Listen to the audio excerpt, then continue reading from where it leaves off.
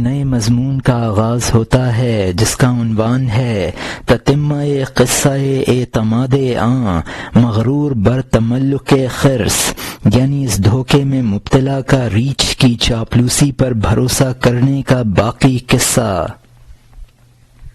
وہ سو گیا اور ریچھ اس کی مکھیاں اڑاتا تھا اور ضد سے مکھیاں پھر واپس آ جاتی تھیں۔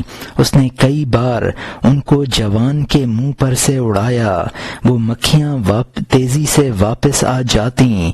ریچھ کو مکھیوں پر غصہ آیا اور وہ گیا پہاڑ سے ایک سخت اور بھاری پتھر لایا اور مکھیوں کو پھر دیکھا سوئے ہوئے کے منہ پر ٹھکانہ بنائے ہوئے۔ اس نے چکی جیسا پتھر اٹھایا اور مارا مکھیوں پر تاکہ وہ مکھیاں واپس جا گھسیں۔ پتھر نے سوئے ہوئے کے منہ کو خشخاش جیسا کر دیا۔ یہ کہاوت تمام دنیا میں مشہور کر دی۔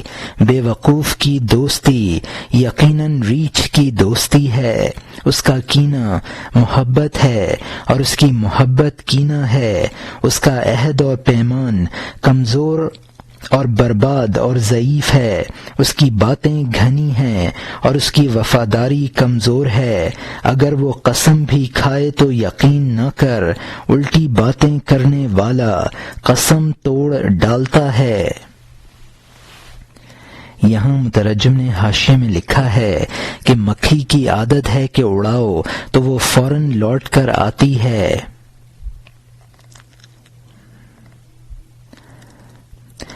وہ ضرب المثال جو دوسرے شعر میں مذکور ہے کہ بے وقوف دشمنی میں جدا ہو جائے گا تو نقصان نہ پہنچا سکے گا، دوستی کے میل جول کی وجہ سے نقصان رساں ہوگا۔ بے وقوف کا کوئی عہد و پیمان مضبوط نہیں ہوتا ہے، وہ باطونی ہوتا ہے، اس میں وفاداری نہیں ہوتی ہے۔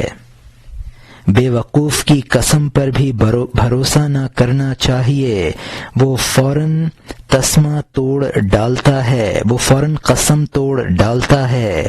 اور یہاں حاشیہ ختم ہوتا ہے۔ چونکہ اس کی بغیر قسم کے بات جھوٹ تھی تو اس کے مکر اور قسم کی وجہ سے فریب میں نہ پڑ۔ اس کا نفس حاکم ہے اور اس کی عقل قیدی ہے۔ لاکھوں قرآن اس کے کھائے ہوئے سمجھ، جبکہ وہ بغیر قسم کے عہد توڑ ڈالتا ہے۔ اگر قسم بھی کھا لے گا اس کو توڑ ڈالے گا، کیونکہ اس قسم سے نفس زیادہ پریشان ہوگا کہ اس کو بھاری قسم میں قید کرے۔ جب کوئی قیدی حاکم کے بیڑی لگائے، حاکم اس کو توڑ دے گا، باہر نکل آئے گا، اس کے سر پر وہ بیڑی دے مارے گا، قسم کو اس کے منہ پر پھینک مارے گا۔ تو عہدوں کو پورا کر، اوفو بالعقود سے اس سے ہاتھ دھو لے۔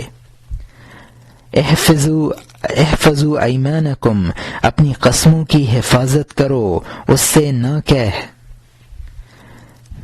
جو شخص یہ سمجھ لے کہ عہد کس سے کرتا ہے، جسم کو دھاگے کی طرح کرتا ہے اور اس کے گرد تنتا ہے۔ یہاں مترجم نے حاشیے میں لکھا ہے کہ بے وقوف کی عقل پر اس کا نفس حاکم ہوتا ہے۔ اگر وہ قسم کے بجائے لاکھوں قرآن بھی کھا جائے تو کیا اعتبار ہے؟ عہد شکنی کا عادی بہرحال عہد توڑ ڈالتا ہے، اس کی وجہ یہ ہے کہ اس پر نفس حاکم ہوتا ہے، اور حاکم کسی قسم کی بیڑی کب برداشت کر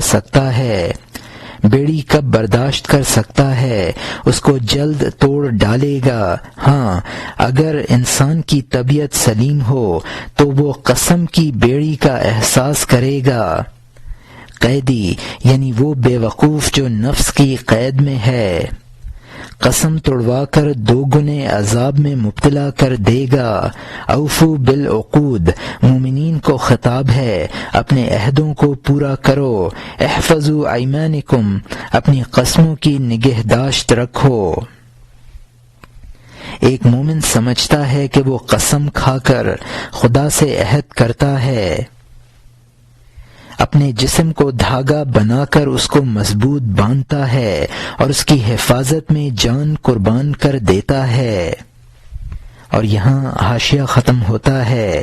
اب نئے مضمون کا آغاز ہوتا ہے جس کا عنوان ہے بعیادت رفتن حضرت مصطفیٰ صلی اللہ علیہ وسلم بر صحابی رنجور و فائدہ عیادت، یعنی حضرت مصطفیٰ صلی اللہ علیہ وسلم کا بیمار صحابی کی مزاج پرسی کو جانا اور بیمار پرسی کا فائدہ۔ صحابہ میں سے ایک بزرگ بیمار ہو گئے اور اس بیماری میں وہ دھاگے کی طرح ہو گئے۔ حضرت مصطفیٰ صلی اللہ علیہ وسلم ان کے پاس بیمار پرسی کے لیے تشریف لائے، چونکہ آپ کی عادت مجسم لطف و کرم تھی۔ بیمار پرسی کے لیے تیرا فائدہ ہے، اس کا فائدہ تجھے ہی پہنچنے والا ہے۔ پہلا فائدہ یہ ہے کہ وہ بیمار شخص ہو سکتا ہے کوئی قطب اور بڑا ولی ہو۔ یہاں مترجم نے حاشیے میں لکھا ہے کہ اس حکایت کا مقصد یہ ہے کہ بعض بندگان خدا فنائیت کے اس مقام پر ہوتے ہیں کہ ان کے ساتھ کوئی عہد ہو یا دیگر معاملہ وہ خدا کے ساتھ سمجھا جاتا ہے۔ حضور صلی اللہ علیہ وسلم کے اخلاق کریمانہ تھے۔ لوٹنے والا یعنی عیادت کا فائدہ خود عیادت کرنے والے کا اپنا فائدہ ہے۔ قطب کا مطلب ہے اولیاء میں سے خاص مرتبہ رکھنے والے کو کہا جاتا ہے۔ اور یہاں حاشیہ ختم ہوتا ہے۔ عیادت کا پہلا فائدہ یہ ہے کہ وہ بیمار شخص ہو سکتا ہے کوئی قطب اور بڑا شاہ ہو۔ اے سرکش، جب تو دل کی دو آنکھیں نہیں رکھتا ہے تو تین تو اگر کو ایندھن سے ممتاز نہیں سمجھ سکتا ہے۔ جب دنیا میں خزانہ ہے رنجیدہ نہ ہو، کسی ویرانے کو بھی خزانے سے خالی نہ سمجھ۔ ہر درویش کا قصد وجہ کے بغیر کر لیا کر، جب پتہ پالے تو کوشش کر کے چکر کاٹ۔ جب تیری باطن کو دیکھنے والی آنکھ نہیں ہے، ہر وجود میں خزانہ سمجھ۔ اگر قطب نہ ہوگا راستے کا یار ہوگا، شاہ نہ ہوگا گھوڑا سوار ہوگا۔ یاروں کے ساتھ سلوک کو لازم سمجھ، کوئی ہو پیادہ ہو یا سوار۔ اگر دشمن ہے تو بھی یہ احسان اچھا ہے، اگر دشمن ہے احسان کی وجہ سے دوست ہو جائے گا۔ یہاں مترجم نے حاشیے میں لکھا ہے کہ جب تم خاص قطب کو نہیں پہچانتے ہو تو وہ مومن کی عیادت کر لیا کرو۔ دنیا اولیاء سے خالی نہیں ہے، تلاش جاری رکھو پا لوگے۔ جب ولی دستیاب ہو جائے اس پر جان قربان کر دو۔ اہل باطن کے پا لینے کی تدبیر یہی ہے کہ ہر جگہ ان کو تلاش کرو۔ بیمار اگر قطب نہ ہوگا تو کوئی سالک راہ طریقت ہوگا۔ دشمن سے بھلائی کرو، دشمنی دوستی سے بدل جائے گی۔ اور یہاں حاشیہ ختم ہوتا ہے۔ اگر دوست نہ بنا تو اس کی دشمنی کم ہو جائے گی، اس لیے کہ احسان کینہ کا مرہم ہے۔ اس کے علاوہ بھی فائدے ہیں، لیکن اے بھلے یار میں طوالت سے خائف ہوں۔ خلاصہ یہ نکلا کہ جماعت کا دوست بن، بت گر کی طرح پتھر سے دوست تراش لے، اس لیے کہ قافلہ کی جماعت اور اس کی کثرت ڈاکوؤں کی کمر اور بھالا توڑ دیتی ہے۔ یہاں مترجم نے حاشیے میں لکھا ہے کہ اہل باطن کے پا لینے کی تدبیر یہی ہے کہ ہر جگہ ان کو تلاش کرو۔ اگر قطب نہ ہوگا تو کوئی سالک راہ طریقت ہوگا۔ دشمن سے بھلائی کرو، دشمنی دوستی سے بدل جائے گی۔ بھلائی کرنے سے دشمن دوست بھی نہ بنے گا تو دشمنی میں کمی آ جائے گی۔ خلاصہ یہ ہے کہ عیادت سے معاشرے کی اصلاح ہوتی ہے اور ایک اچھا معاشرہ پیدا ہوتا ہے، اور اچھے معاشرے میں زندگی گوشہ تنہائی کی زندگی سے بہت بہتر ہے۔ مردہ دل میں اپنی محبت پیدا کر دو، یہ اجتماعی زندگی کی فضیلت ہے۔ اس قصہ سے یہ بتانا مقصود ہے کہ ہر مسلمان کی عیادت کرنی چاہیے، خواہ وہ کوئی بھی ہو۔ اور یہاں حاشیہ ختم ہوتا ہے، اب نئے مضمون کا آغاز ہوتا ہے جس کا عنوان ہے وحی آمدن از حق تعالی بموسیٰ علیہ السلام کے چرابہ عیادت من نیامدی، یعنی حضرت موسیٰ علیہ السلام کے پاس خدا کی طرف سے وحی آنا کہ تو میری بیمار پرسی کے لیے کیوں نہ آیا۔ موسیٰ علیہ السلام کی جانب سے اللہ کے پاس سے یہ ناراضی پہنچی، اے وہ کہ تو نے گریبان سے سورج کا طلوع دیکھا ہے، میں نے خدائی نور سے تجھے مشرق بنا دیا، میں خدا ہوں، میں بیمار ہوا تو نہ آیا۔ حضرت موسیٰ علیہ السلام نے کہا، اے اللہ، تو نقصان سے پاک ہے، یہ کیا راز ہے، اے خدا اس کو ظاہر کر دے۔ اللہ تعالی نے پھر اس سے کہا کہ میں مریض ہوں، تو نے از روئے کرم میری پرسش کیوں نہ کی؟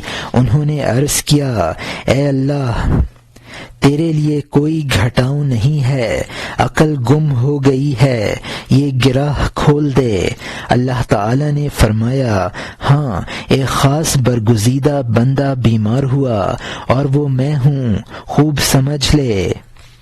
اس کی بیماری میری بیماری ہے، اس کی معذوری میری معذوری ہے۔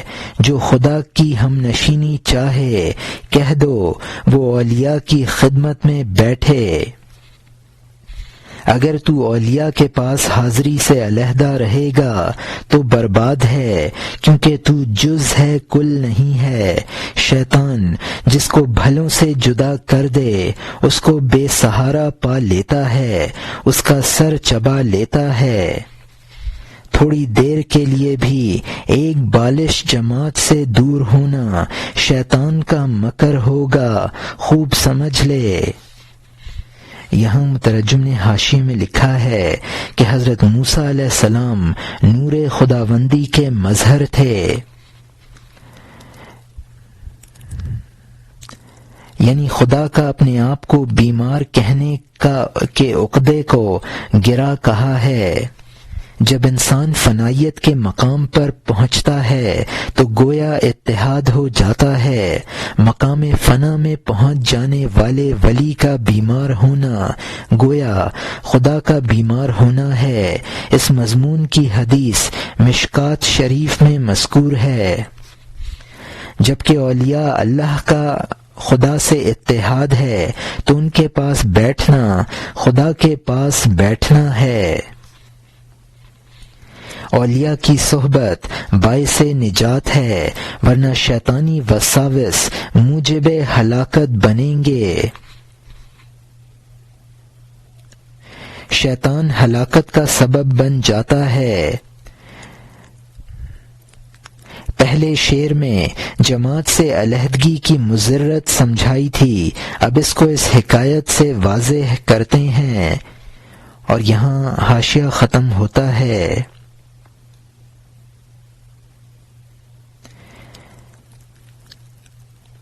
اگر تو اولیاء کے پاس حاضری سے علیحدہ رہے گا تو برباد ہے، کیونکہ تو جز ہے کل نہیں ہے۔ شیطان جس کو بھلوں سے جدا کر دے اس کو بے سہارا پا لیتا ہے، اس کا سر چبا لیتا ہے۔ تھوڑی دیر کے لیے بھی ایک بالشت جماعت سے دور ہونا شیطان کا مکر ہوگا، خوب سمجھ لے۔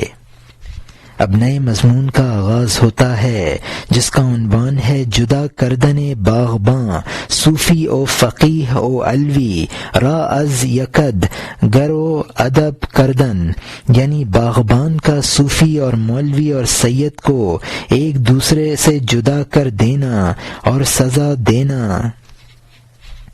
ایک باغبان نے جب باغ کو دیکھا، اپنے باغ میں 3 شخص چوروں جیسے دیکھے، ایک مولوی اور ایک سید اور ایک صوفی، جن میں سے ہر ایک بے حیا، بکواسی اور لغو گو۔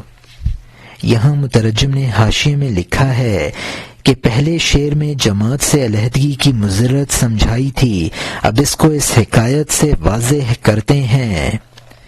فقیہ مولوی اور مفتی کو کہتے ہیں، اور علوی وہ سید جو حضرت علی رضی اللہ عنہ کی اولاد میں سے ہے، لیکن حضرت فاطمہ رضی اللہ عنہا کے بطن سے نہیں ہے۔ یہ تینوں بلا اجازت باغ میں آئے تھے۔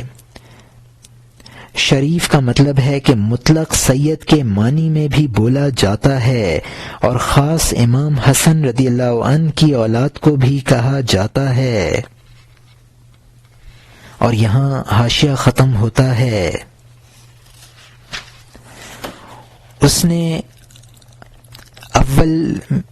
نے دل میں کہا، ان کے مقابلے میں میری 100 دلیلیں ہیں، لیکن اکٹھے ہیں اور جماعت رحمت ہے، تنہا 3 کے ساتھ جیت نہ سکوں گا۔ پہلے ان کو ایک دوسرے سے جدا کر دوں، میں ہر ایک کو ایک جانب پھینک دوں، جب ان کو اکیلا اکیلا کر دوں گا، سر پھوڑ دوں گا۔ تدبیر کی اور صوفی کو ایک راستے پر کیا تاکہ اس کے دوستوں کو اس کے بغیر تباہ کر دے۔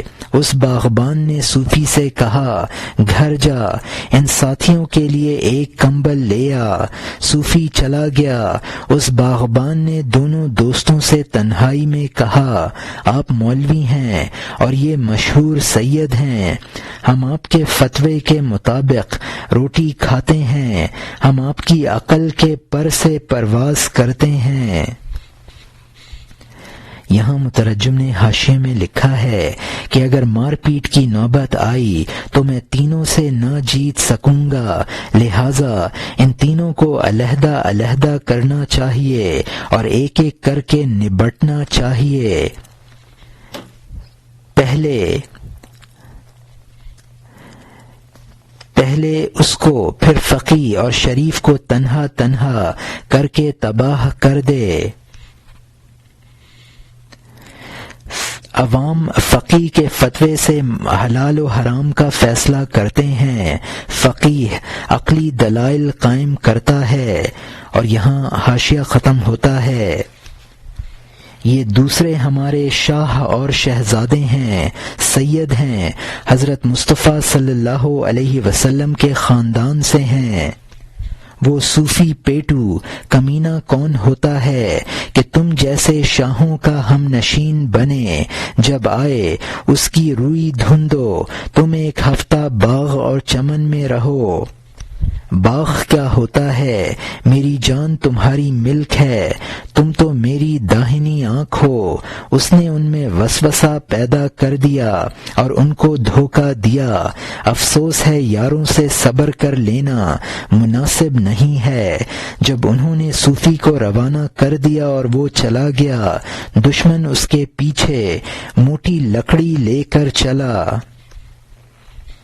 یہاں مترجم نے حاشیے میں لکھا ہے کہ اس کو روئی کی طرح دھندو، بعض صاحبان نے ہبہ سمجھ کر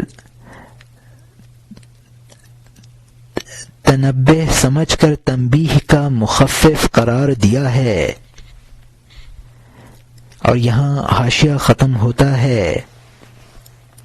بولا، اے کتے، تو وہی صوفی ہے کہ تیزی سے تو ہمارے باغ میں جبرن اندر آتا ہے۔ یہ راستہ تجھے جنید رحمت اللہ علیہ اور بایزید رحمت اللہ علیہ نے دکھایا ہے۔ کون سے شیخ اور پیر سے تجھے یہ پہنچا ہے؟ جب صوفی کو اکیلا پایا اس کو پیٹ ڈالا، اس کو ادھمواں کر دیا اور اس کا سر پھاڑ دیا۔ صوفی بولا میرا وقت تو گزر گیا، لیکن اے دوستو اپنا خوب خیال رکھو، خبردار تم نے مجھے غیر سمجھا، اس دیوس سے زیادہ میں غیر نہیں ہوں، جو کچھ میں نے چکھا تمہیں بھی چکھنا ہے، اس طرح کی پٹائی ہر کمینہ کی سزا ہے، مجھ پر جو گزری تم پر بھی گزرنی ہے، اس طرح کا شربت تمہیں بھی پینا ہے۔ یہ دنیا پہاڑ ہے اور تیری گفتگو گونج کی طرح تیری طرف لوٹتی ہے۔ جب باغبان صوفی سے نبٹ لیا، اس کے بعد اس طرح کا ایک بہانہ کیا کہ اے میرے سید گھر کی جانب چلا جا، اس لیے کہ میں نے ناشتے کے لیے چپاتیاں پکائی ہیں، دروازے میں نوکر سے کہنا تاکہ وہ چپاتیاں اور قاز لے آئے۔ جب اس کو روانہ کر دیا بولا اے تیز نگاہ والے، تو مولوی ہے، یہ ظاہر اور یقینی بات ہے، وہ سید ہونے کا بغیر دلیل دعویٰ کرتا ہے، اس کی ماں کے بارے میں کون جانتا ہے کہ اس نے کیا کیا؟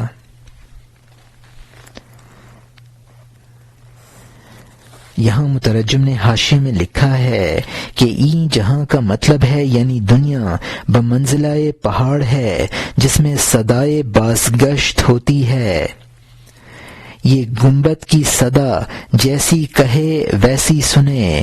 اور یہاں حاشیہ ختم ہوتا ہے۔ عورت اور عورت کے فعل پر اطمینان کرتے ہو، ناقص عقل اور پھر بھروسہ، اپنے آپ کو علی رضی اللہ عنہ اور نبی صلی اللہ علیہ وسلم سے وابستہ کر دیا ہے۔ دنیا میں بہت سے بے وقوفوں نے، یہاں مترجم نے حاشیے میں لکھا ہے کہ نسب کا معاملہ عورت کے قول و فعل پر مبنی ہے، یعنی زمانے میں بہت سے بے وقوف اپنے آپ کو حضور صلی اللہ علیہ وسلم اور حضرت علی رضی اللہ عنہ کی اولاد بتاتے ہیں۔ اور یہاں حاشیہ ختم ہوتا ہے۔ جو شخص زنا اور زانیوں کی اولاد ہو وہ خدا والوں کے ساتھ ایسا گمان کرتا ہے، جس کسی کا سر گھومنے سے چکرا جاتا ہے وہ گھر کو اپنا جیسا چکرانے والا سمجھتا ہے۔ اس بکواسی باغبان نے جو کچھ کہا خود اس کا حال تھا، اور رسول صلی اللہ علیہ وسلم کی اولاد سے دور اگر وہ مرتدوں کا نطفہ نہ ہوتا خاندان نبوت کے لیے ایسا کب کہتا۔ اس نے منتر پڑھے، مولوی نے وہ سنے، وہ احمق ظالم اس کے تابع بن گیا۔ یہاں مترجم نے حاشیے میں لکھا ہے چونکہ گزشتہ شعر میں سید کے لیے باغبان کے نامناسب قول کا ذکر تھا، اس لیے مولانا اظہار کرتے ہیں کہ دوسروں کو حرامی کہنا خود حرامی ہونے کی دلیل ہے۔ خود چکرانے والے کو گھر چکراتا نظر آتا ہے، اسی طرح حرامی کو دوسرے حرامی نظر آتے ہیں۔ مرتد کا مطلب ہے دین سے منحرف ہو جانے والا۔ اور یہاں حاشیہ ختم ہوتا ہے۔ بولا اے گدھے، اس باغ میں تجھے کس نے بلایا ہے؟ پیمبر سے ورثہ میں تجھے چوری ملی، شیر کا بچہ اس کے مشابہ ہوتا ہے، بتا تجھ میں پیغمبر صلی اللہ علیہ وسلم کی کیا مشابہت ہے؟ کجی سے اس کمینے نے سید کے ساتھ وہ کیا جو خاندان نبوت کے ساتھ خارجی کرتا ہے۔ دیکھو شیطان اور بھتنے کس قدر مستقل کینہ رکھتے ہیں، یزید اور شمر کی طرح رسول صلی اللہ علیہ وسلم کی اولاد کے ساتھ۔ سید اس ظالم کی مار سے برباد ہوا۔ آنسو بھری آنکھوں سے اس نے مولوی سے کہا ٹھہر، اب جب کہ تو اکیلا اور کم رہ گیا ڈھول بن جا، پیٹ پر مار کھا۔ یہاں مترجم نے حاشیے میں لکھا ہے باغبان نے شریف سے کہا چونکہ وہ آل رسول تھا، بعض مفسرین نے اس کو آن حضور صلی اللہ علیہ وسلم کا نام قرار دیا ہے، یعنی یاسین کو۔ خارجی وہ لوگ تھے جو حضرت علی رضی اللہ عنہ سے منحرف ہو کر ان کی تکفیر کرنے لگے تھے۔ یزید ابن معاویہ رضی اللہ عنہ، اسی کے دور حکومت میں حضرت امام حسین رضی اللہ عنہ کو کربلا میں شہید کیا گیا۔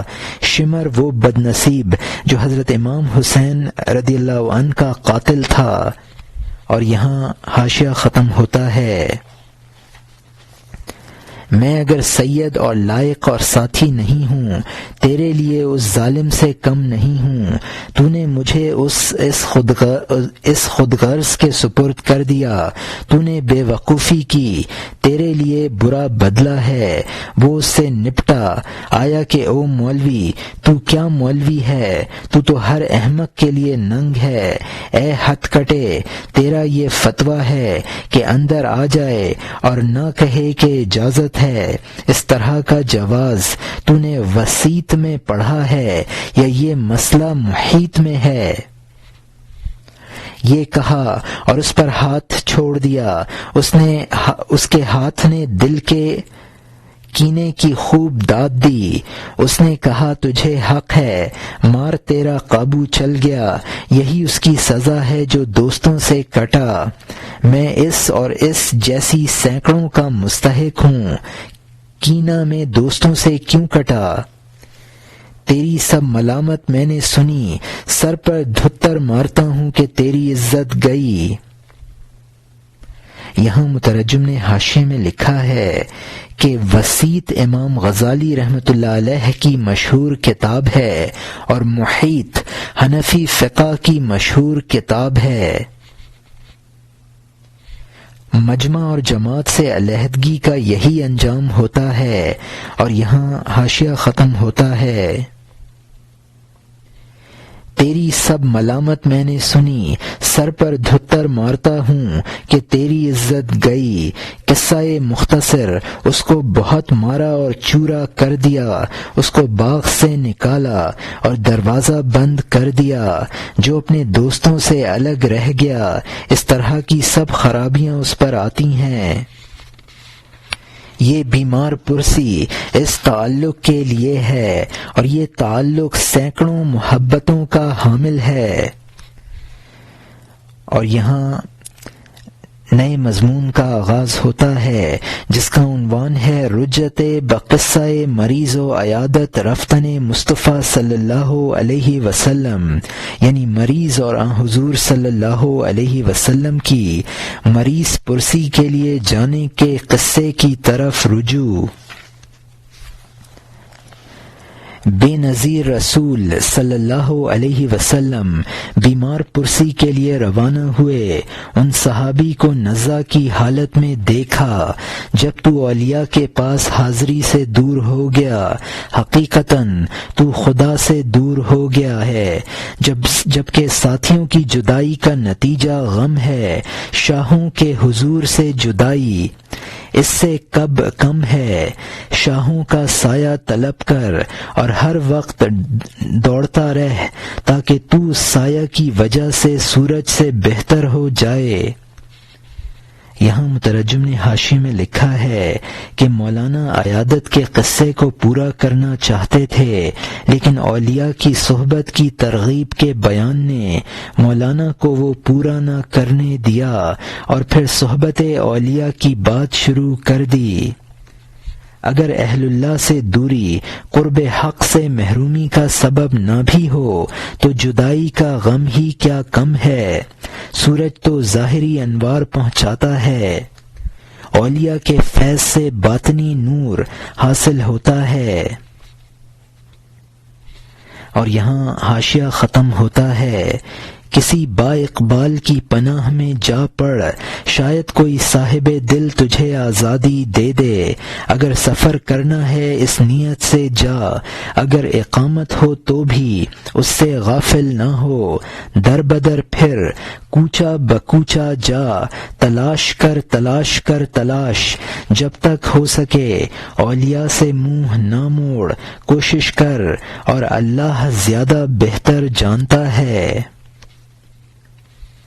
اب نئے مضمون کا آغاز ہوتا ہے جس کا عنوان ہے گفتن شیخ مر با یزید رحمت اللہ علیہ راہ کے کعبہ منم گرد من طواف کن، یعنی ایک شیخ کا با یزید رحمت اللہ علیہ سے کہنا کہ میں کعبہ ہوں، تو میرا طواف کر لے۔ یہاں مترجم نے حاشیے میں لکھا ہے کہ ولی اللہ اس کی صحبت خواہشات نفسانی سے آزاد کر دیتی ہے۔ انسان سفر میں ہو یا حضر میں، ہر حالت میں اولیاء اللہ کی صحبت کی جستجو کرے۔ بایزید رحمت اللہ علیہ بستامی مشہور ولی اللہ گزرے ہیں۔ اللہ نے بایزید رحمت اللہ علیہ کے دل میں الہام فرمایا، اور یہاں حاشیہ ختم ہوتا ہے۔ امت کے شیخ بایزید رحمت اللہ علیہ مکہ کی جانب حج اور عمرہ کے لیے جا رہے تھے۔ وہ جس شہر میں جاتے ابتداً خاصان خدا کی تلاش کرتے، چکر کاٹتے کہ شہر میں کون ہے جو طریقت کے ستونوں پر ٹیک لگائے ہو۔ اللہ تعالی نے فرمایا جس جگہ تو سفر میں جائے یہ چاہیے کہ ابتداً تو مرد حق آگاہ کا طالب بنے۔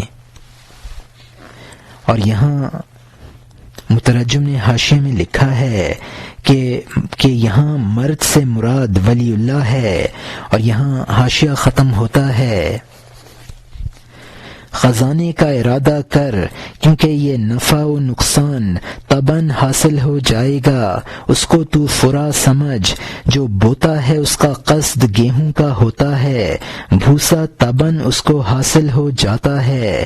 تو اگر جو بوئے گا گیہوں نہ اگے گا، تو اگر جو بوئے گا گیہوں نہ اگے گا، کسی مرد حق کی تلاش کر، کسی مرد حق کی تلاش کر، کسی مرد حق کی۔ جب حج کا زمانہ ہو کعبہ کا قصد کر، جب تو پہنچے گا مکہ بھی دیکھ لیا جائے گا۔ معراج میں دوست کے دیدار کا قصد تھا، طبعاً عرش اور فرشتے بھی دکھائی دے گئے۔ سید الاعمال بالنیات گفت، نیت خیرت بسے گلہا شگفت۔ نیت مومن بود با از عمل، این چنی فرمود سلطان دول۔ یعنی سید المرسلین صلی اللہ علیہ وسلم نے فرمایا اعمال نیتوں سے ہیں، تیری اچھی نیت سے بہت سے پھول کھلے ہیں۔ مومن کی نیت عمل سے بہتر ہوتی ہے، سلطنتوں کے بادشاہ نے اسی طرح فرمایا ہے۔ یہاں مترجم نے حاشیے میں لکھا ہے کہ سفر کا اصل مقصد کسی ولی اللہ کی زیارت کو بنا لو، سفر کے دوسرے منافع طبعاً حاصل کرو گے اور ان کو فرا سمجھو۔ جس طرح کاشتکار کا اصل مقصد گیہوں ہے، بھوسا ضمناً حاصل ہو جاتا ہے۔ حج کا مقصد اصل کعبہ کی زیارت ہے، مکہ شہر کی طبعاً زیارت ہو جاتی ہے۔ حضور کا مقصود معراج میں دیدار باری تھا، عرش و ملائک کا دیدار طبعاً حاصل ہو گیا۔ حضور صلی اللہ علیہ وسلم نے ارشاد فرمایا ہے انما الاعمال بالنیات، یعنی اعمال کا دار و مدار نیتوں پر ہے، جیسی نیت ہوگی ویسا ہی اس عمل کا نتیجہ ہوگا۔ حدیث شریف میں ہے نیت المؤمن خیر من عملکم وعمل المنافق خیر من نصیبہ، یعنی مومن کی نیت عمل سے بھی بہتر ہوتی ہے۔ خیر من نیت، یعنی مومن کی نیت عمل سے بھی بہتر ہوتی ہے، اور مومن کا عمل نیت سے بہتر ہوتا ہے، یعنی منافق جو عمل کرتا ہے اس میں فاسد نیت ہوتی ہے۔ اور یہاں مترجم کا حاشیہ ختم ہوتا ہے۔ اب نئے مضمون کا آغاز ہوتا ہے جس کا عنوان ہے حکایت خانہ ساختن مرید و امتحان پیر مرید را، یعنی ایک مرید کا مکان بنانے اور پیر کا مرید کے امتحان لینے کا قصہ۔ یہاں مترجم نے حاشیے میں لکھا ہے کہ اس حکایت کا منشا یہ ہے کہ عمل میں اعلیٰ مقصد کی نیت کرنی چاہیے، ادنا مقصد خود حاصل ہو جائے گا۔ یہ مرید ابھی شیخ کی تعلیمات سے پورا مستفید نہیں ہوا تھا، گھر میں روشن دان بناتے ہیں، بہتر یہ ہے کہ اس کا مقصد ذکر اللہ اور اذان کی آمد کو قرار دے، روشنی روشن دان سے خود حاصل ہوئی جائے گی۔ اور یہاں حاشیہ ختم ہوتا ہے۔ ایک مرید نے ایک وقت نیا گھر بنایا، پیر آیا، اس نے اس کے گھر کو دیکھا، شیخ نے اپنے اس نئے مرید سے فرمایا، اس خیر اندیش کا امتحان لیا، اے دوست تو نے روشن دان کس لیے بنایا ہے؟ اس نے کہا تاکہ اس راستے سے روشنی اندر آئے۔ فرمایا یہ تو فرا ہے، یہ طاعت کے لیے ہونا چاہیے تاکہ تو اس راستے سے اذان سنے، روشنی تباً خود تیرے پاس اندر آئے گی، اس کی نیت کر، جبکہ نیت کرنی چاہیے۔ بایزید رحمۃ اللہ علیہ نے سفر میں بہت تلاش کیا تاکہ کسی اپنے وقت کے خضر کو پالے۔ ایک بوڑھے ہلال جیسے قد والے کو دیکھا، اس میں مردان حق آگاہ کی شان اور گفتگو پائی، آنکھوں سے نابینا اور دل سورج کی طرح، اس ہاتھی کی طرح جس نے ہندوستان کو خواب میں دیکھا ہو۔ یہاں مترجم نے حاشیے میں لکھا ہے کہ وہ شیخ بڑھاپے کی وجہ سے خمیدہ کمر تھے، یعنی وہ شیخ دل کی آنکھوں سے عالم ملکوت کی سیر کر کے مسرور تھے، جس طرح ہاتھی جو ہندوستان کا جانور ہے غیر ملک میں جا کر جب ہندوستان کو خواب میں دیکھتا ہے تو مسرور ہوتا ہے۔ اور یہاں حاشیہ ختم ہوتا ہے۔ آنکھ بند کیے ہوئے سوتا ہوا 100 مستیاں دیکھتا ہے، جب آنکھ کھولتا ہے تعجب ہے وہ کچھ نہیں دیکھتا، خواب میں بہت سے عجائب دیکھتا ہے، نیند میں دل روشن دان بن جاتا ہے۔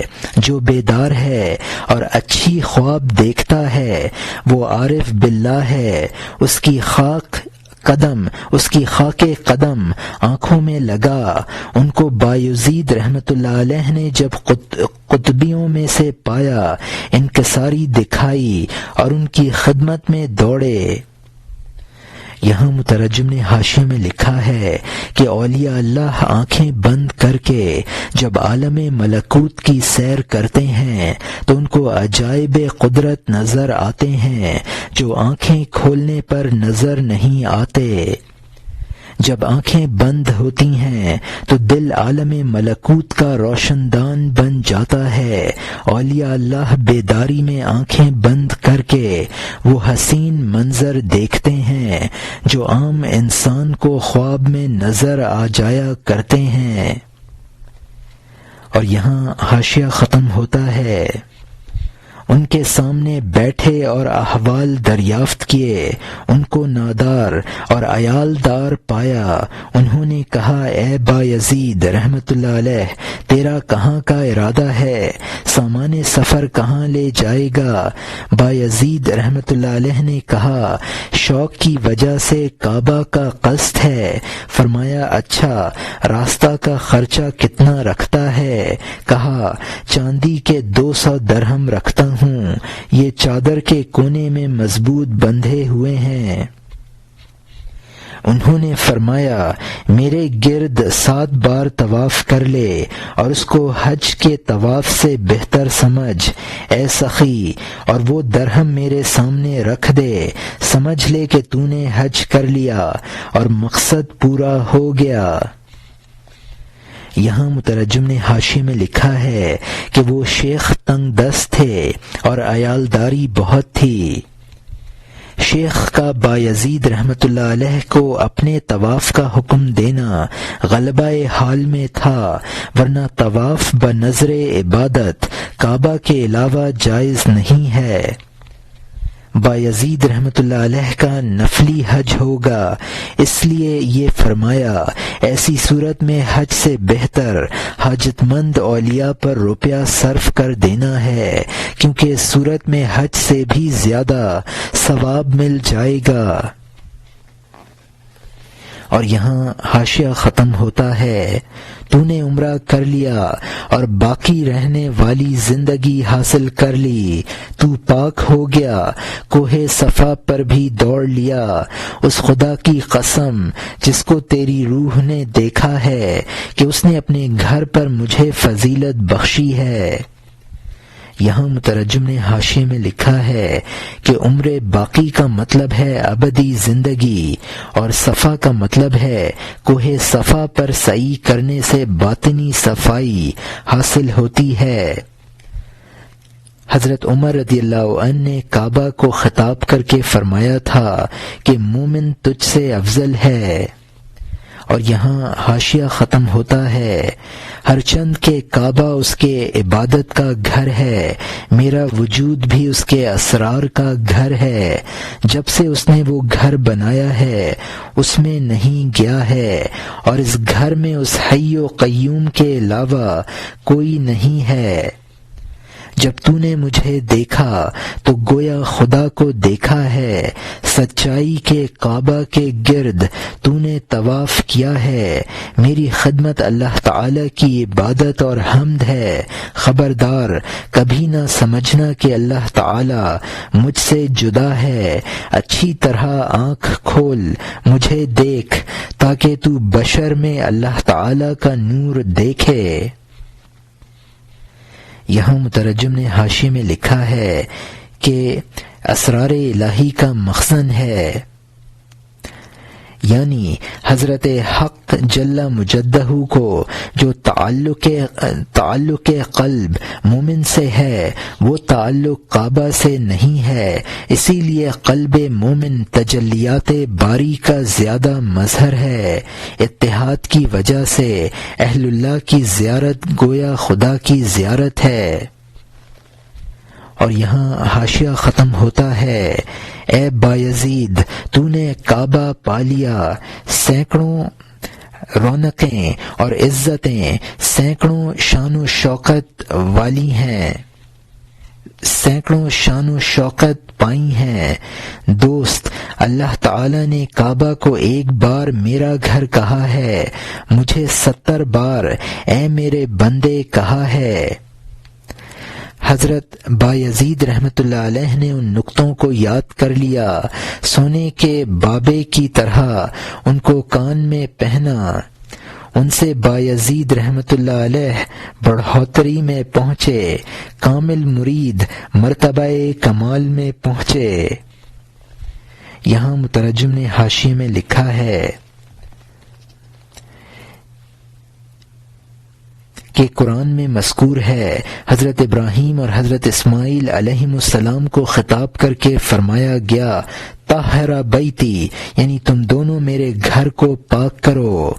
یا عبدی کا مطلب ہے مومن جب بھی سورہ فاتحہ پڑھتا ہے اور اہدنا الصراط المستقیم ہمیں سیدھے راستے کی ہدایت فرما پر پہنچتا ہے تو حضرت حق کی جانب سے کہا جاتا ہے لِعَبْدِي مَا سَأَلَ، یعنی میرے بندے کے لیے ہے جو اس نے مانگا۔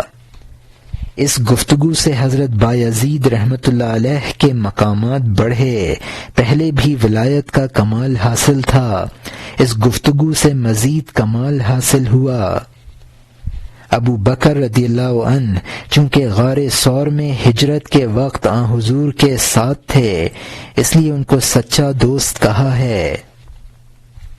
اور یہاں حاشیہ ختم ہوتا ہے، اب نئے مضمون کا آغاز ہوتا ہے جس کا عنوان ہے دانستن پیمبر کے سبب رنجوری آن شخص گستاخی بودا است در دعا، یعنی آن حضور صلی اللہ علیہ وسلم کا جان لینا کہ اس شخص کی بیماری کا سبب دعا میں گستاخی تھی۔ جب پیغمبر صلی اللہ علیہ وسلم نے اس بیمار کو دیکھا، سچے دوست پر اچھی نوازش کی۔ جب اس نے پیغمبر صلی اللہ علیہ وسلم کو دیکھا، اس میں جان پڑ گئی۔ تو کہے گا اللہ نے اسی وقت اس کو پیدا فرمایا ہے۔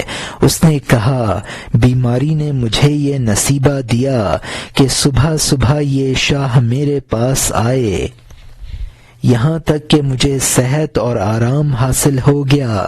اس پرخاصیت شاہ کی تشریف آوری سے مبارک ہے مرض اور بیماری اور بخار، مبارک ہے درد اور یہ رات کا جاگنا، یہ کہ لطف و کرم سے بڑھاپے میں اللہ تعالی نے ایسی بیماری اور مرض عنایت کیا، کمر میں درد عطا کیا تاکہ میں نیند سے لامحالہ جلدی سے آدھی رات کو اٹھ بیٹھوں، تاکہ تمام رات بھینس کی طرح نہ سوں۔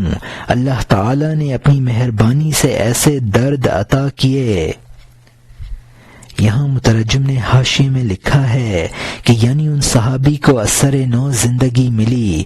سلطان کا مطلب ہے یعنی حضور صلی اللہ علیہ وسلم۔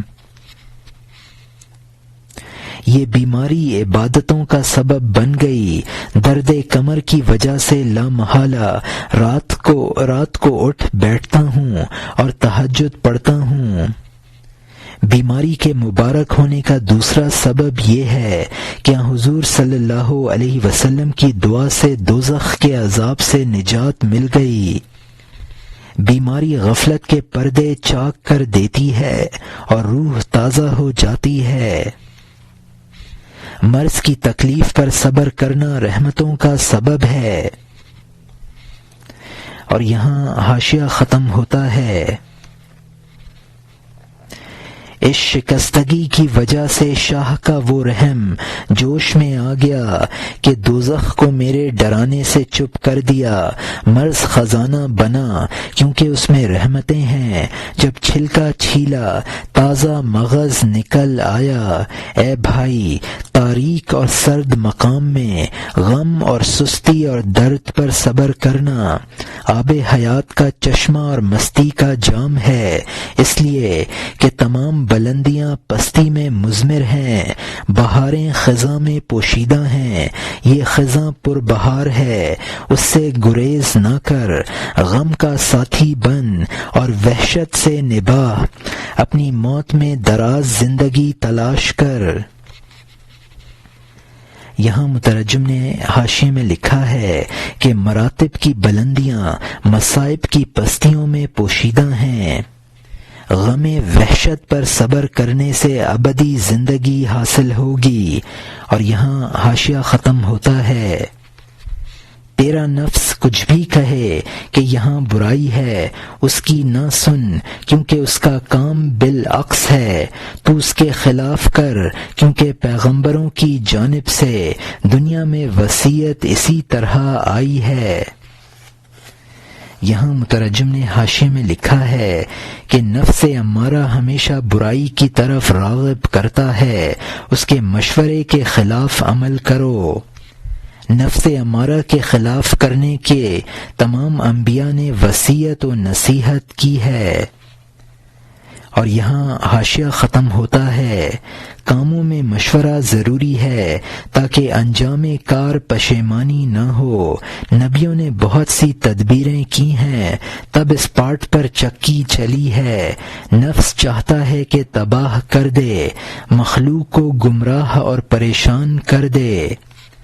امت نے دریافت کیا ہم کس سے مشورہ کریں؟ انبیاء نے فرمایا رہبر کی عقل سے۔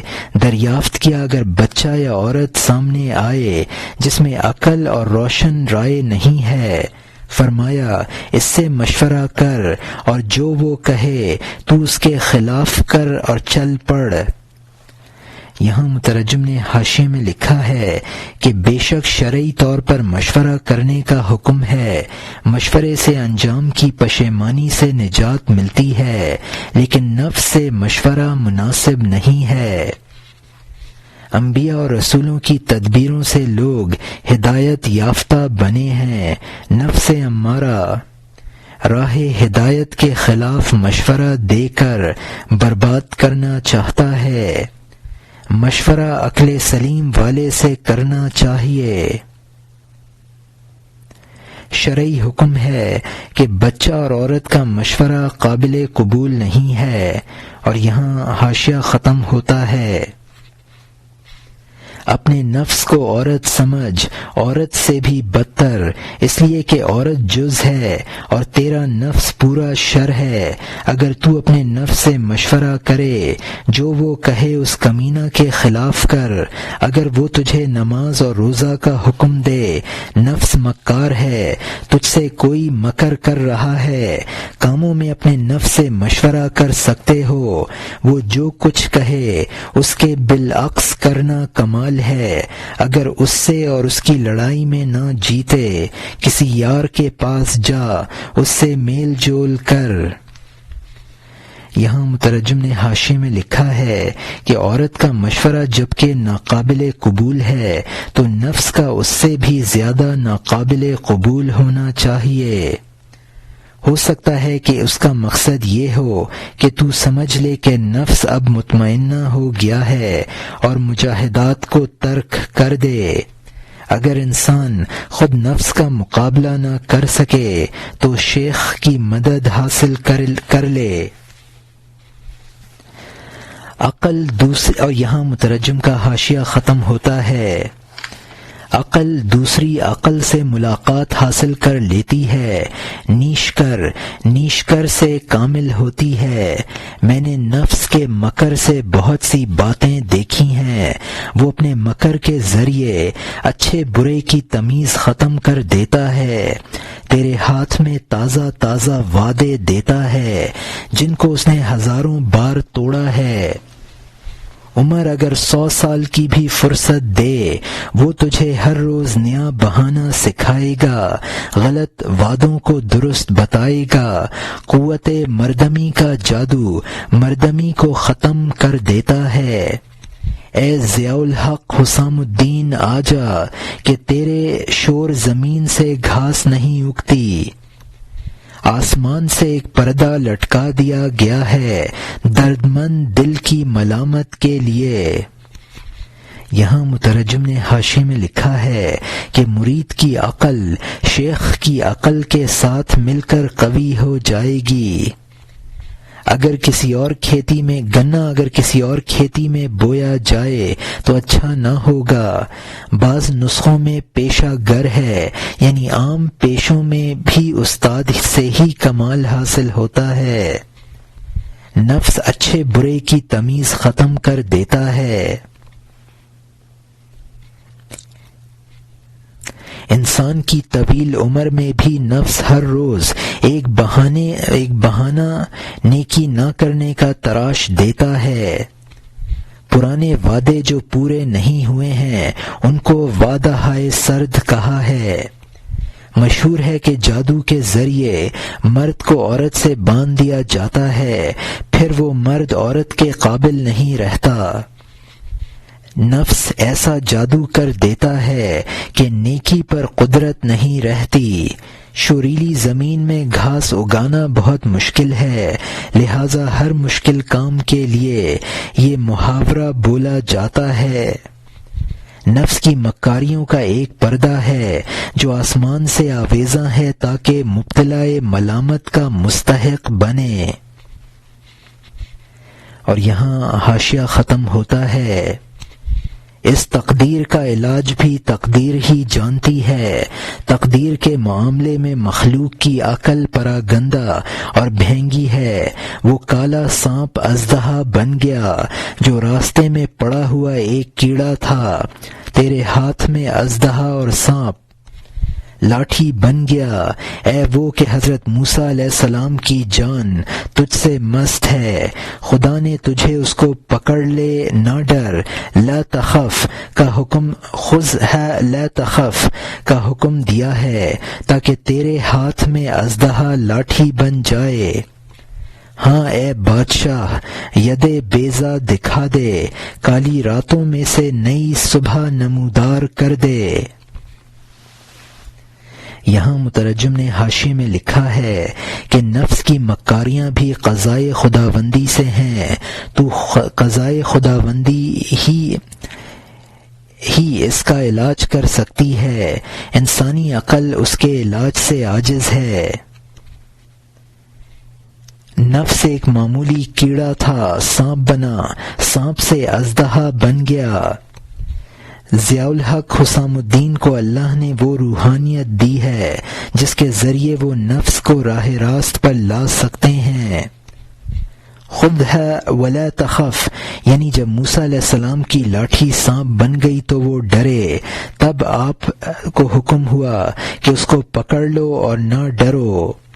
موسیٰ علیہ السلام نے بغل میں ہاتھ ڈال کر نکالا تو وہ سفید چمکتا بن کر نکلا تھا۔ یعنی ضیاء الحق تم بھی اپنی روشن ضمیری سے کام لے کر نفس کی اصلاح کر دو۔ اور یہاں حاشیہ ختم ہوتا ہے۔